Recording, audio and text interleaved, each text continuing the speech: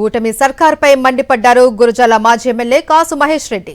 ఆనాడు ప్రశ్నించినందుకు వంగవీటి మోహన్ రంగాను హత్య చేయించిన చంద్రబాబు ఇప్పుడు ప్రభుత్వాన్ని ప్రశ్నిస్తున్న అంబటి రాంబాబును హతమార్చేందుకు కుట్ర చేస్తూ ఉన్నారని ఆగ్రహం వ్యక్తం చేశారు.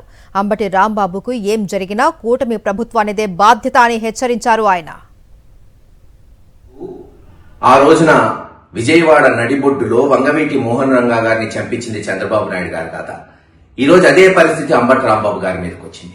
ఏమిటి రాంబాబు గారు ప్రశ్నించింది?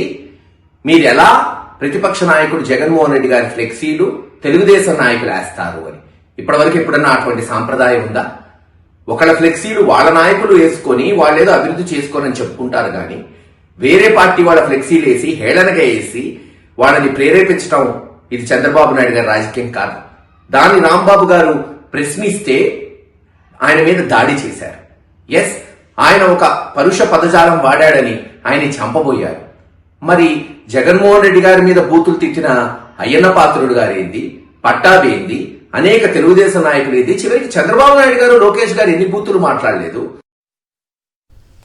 ఏపీలో అరాచక నిరంకుశత్వ పరిపాలన కొనసాగుతుందని ధ్వజమెత్తారు ఎచ్చెర్ల మాజీ ఎమ్మెల్యే గొర్లె కిరణ్ కుమార్. అంబటి నివాసంపై దాడి, అక్రమ అరెస్టును కిరణ్ కుమార్ ఖండించారు. కూటమి అధికారంలోకి వచ్చినప్పటి నుండి కక్షపూరిత రాజకీయాలతో వైఎస్ఆర్సీపీ నేతలపై దాడులు చేసి అక్రమ కేసులు బనాయిస్తున్నారని మండిపడ్డారు ఆయన. ఎవరి మీదైతే ఈ కూటమి ప్రభుత్వ నాయకులకు కసి కావేశాలు ఉన్నాయో నిరంతరం వాళ్ళ జైలుకు పంపించడం కానీ లేదు వాళ్ళ ఇల్లు కూల్చడంలో కానీ ప్రతి ఒక్క ప్రక్రియ కూడా అలాగ డే బై డే చేసుకుంటూ పోతూ ప్రజల్లో ఈరోజు భయభ్రాంతులు సృష్టించే విధంగా ఈ కూటమి పరిపాలన కొనసాగిస్తూ ఉన్నారు. ఏపీలో ఎక్కడ చూసినా రెడ్ బుక్ పరిపాలన కొనసాగుతుందని అనంతపురం జిల్లా వైఎస్ఆర్సీపీ నేతలు మండిపడ్డారు.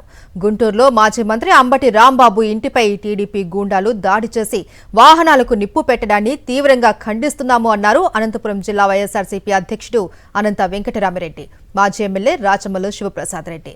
పోలీసుల సమక్షంలోనే టీడీపీ గూండాలు అంబటి ఇంటిపై దాడి చేస్తే వారిపై చర్యలు తీసుకోకుండా అంబటిపైనే అక్రమ కేసులు పెట్టి జైల్లో పెట్టారు అని విమర్శించారు. రాష్ట్రంలో పోలీసు వ్యవస్థ పూర్తిగా నిర్వీర్యం అయిపోయిందని, దీంతో టీడీపీ గూండాలు రెచ్చిపోయి వైఎస్ఆర్సీపీ నాయకులను టార్గెట్ చేసి దాడులకు పాల్పడుతూ ఉన్నారని వైఎస్ఆర్సీపీ నేతలు తీవ్ర స్థాయిలో ధ్వజమెత్తారు.